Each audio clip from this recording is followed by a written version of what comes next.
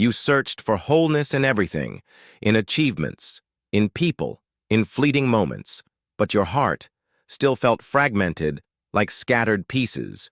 You apologized for your incompleteness, for your silence, for the ache in your chest when even quiet moments felt like a burden.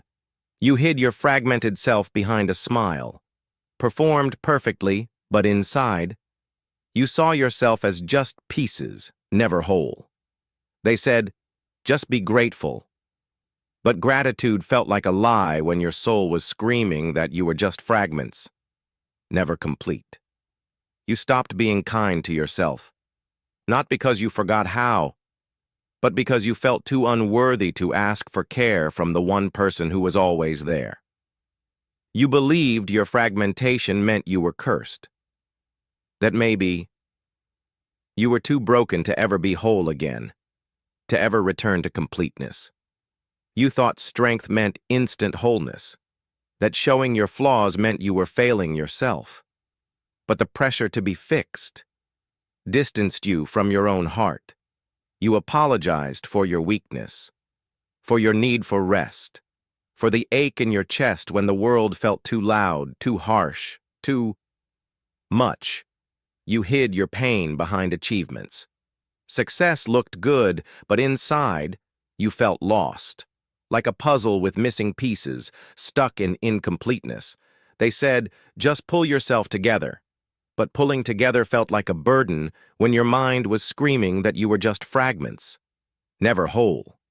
You believed your flaws made you unworthy, that maybe you were too fragile to shelter your own need for a new beginning, for care. You thought maybe you stopped deserving peace, that your past was too loud, your silence too empty.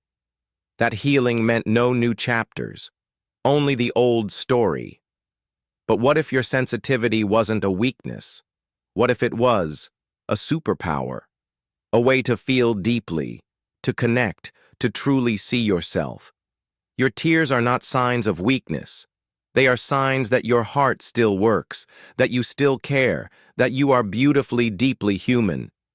Healing is not about numbing your sensitivity. It's about learning to protect it, to channel it, to let it guide you, gently. Your sensitivity allows you to feel the beauty others miss, the pain others ignore. It makes you empathetic, insightful, real. In quiet moments, you finally stopped fighting your story.